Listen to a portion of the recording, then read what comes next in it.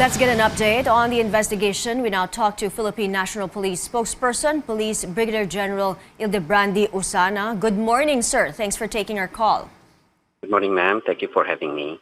Sir, the police have carried out an autopsy on the body of Christine. Are the results out and what does it contain, sir? Based on the information that came from the Chief of Police himself, part of the evidence that was gathered, of course, had something to do with the results of the autopsy coming from the crime laboratory, scene of the crime operatives team. And these were the ones responsible for providing the Chief of Police what else needs to be sort of presented to the prosecutor the moment they filed the inquest case.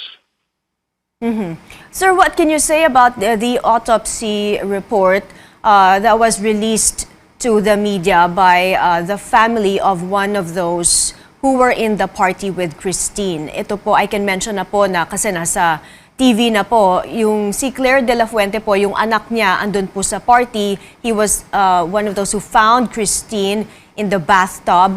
They released po a copy of the autopsy report. Authentic po ba yun? We leave it to the crime laboratory to share the authenticity of that document. But insofar as the Chief of Police is concerned, this is a form of disinformation because insofar as that document is concerned, this is supposed to be confidential. And no one could probably obtain any of the copies coming from the crime lab because it has something to do with the crime that has happened. So we'd rather for police and even the crime lab to perhaps authenticate or even tell the truth about that document that came out through the social media.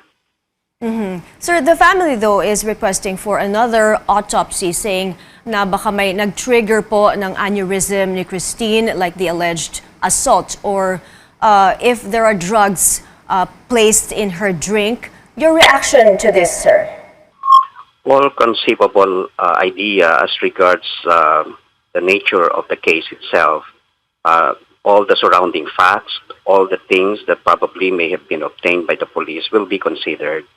We do not want to create an impression that only a particular finding would serve as basis of the police to say that indeed a crime has been committed, especially with regard to rape.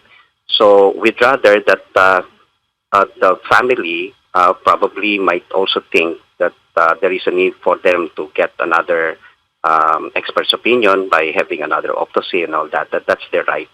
Insofar as the police is concerned, this will still serve as basis for the presentation of the evidence to the court.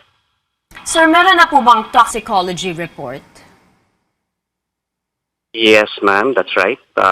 There was, in fact, coming from the Chief of Police, a report that there were bottles found in the room. There was intoxication, and apparently, based on the Chief of Police narrative, someone probably might have placed something in the glass of wine of Miss Christine, and that in fact resulted in her feeling dizzy afterwards. Sir, but that's based on observation, ano po, and all from what people are saying who were in the party. Pero yung toxicology report, sir, meron na po ba from the samples taken from Christine? That actually has been reported by the Chief of Police himself. Indeed, yes, that's right. So ano po results nung toxicology report on Christine? We'd rather await the information coming from no less than the Chief of Police, the investigators at the least. Okay, sir. Can we talk about the CCTV footage, sir, of what happened a few hours before Christine Dacera was found unconscious in the hotel bathtub? Have you seen the CCTV footage? I haven't seen it yet, ma'am, completely. I just saw it through the news. But this definitely would form part of the pieces of evidence gathered by the police. And that, in fact, created the idea that those people who came to the room were identified one after another. And this served actually as basis of the police to file a case against them. Circumstantial evidence dictates that in as much as you came or you were there in the room, there is the likelihood or the probability that you were part of whatever it is that may have happened right there inside the room. Sir, I'd just like to go back to the autopsy report. Ano that was that's now circulating on social media. Sabi po doon, Christine was embalmed already bago po yung autopsy report po. So, yung may mga medical experts po who are saying on social media that hindi po ba dapat hindi pa siya na-embalm dahil po dapat po may autopsy muna, dapat she should have been examined first. What do you think of this, sir? Do you see something irregular? I really am not at liberty to share with you what actually happened insofar as the forensic examination is concerned, in particular embalming and all that. We leave it to the information coming from the chief of police, from the crime laboratory, from the investigators who are still doing some sort of generating the pieces of evidence from the scene of the crime. What matters now is there is a body of crime, hostility, so to speak, and this will serve as basis to say that indeed there is a foul play based on the contusions, the lacerations, and all that.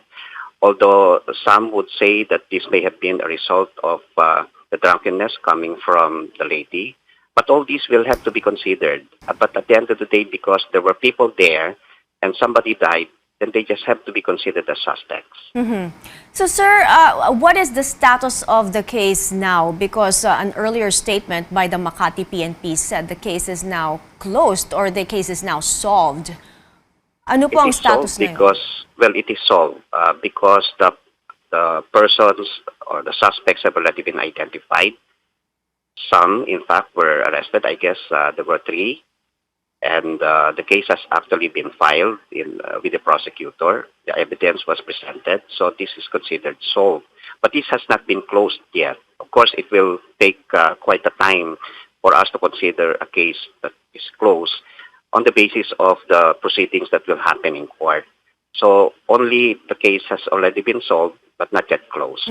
Sir, finally, how is the PNP implementing the directive of PNP Chief General Debold Sinas? We understand may ultimatum na po siya for the suspects to surrender. That actually is a call for them to really surrender themselves in as much as they already have been identified. That 72-hour is enough for us to also await the issuance of warrant of arrest coming from the court itself, because the inquest case has already been filed. This is, I guess, similar to what happened to Nuesca, that eventually the commitment order was issued by the court following the filing of the case by the prosecutor. That 72 hours is enough for us to eventually hunt them down once the warrant of arrest is issued. And that is something that will serve as basis as well for the police to hunt them down if the warrant of arrest is issued. Thank you for your time, sir. PNP spokesperson Brigadier General Ildebrandi Usana.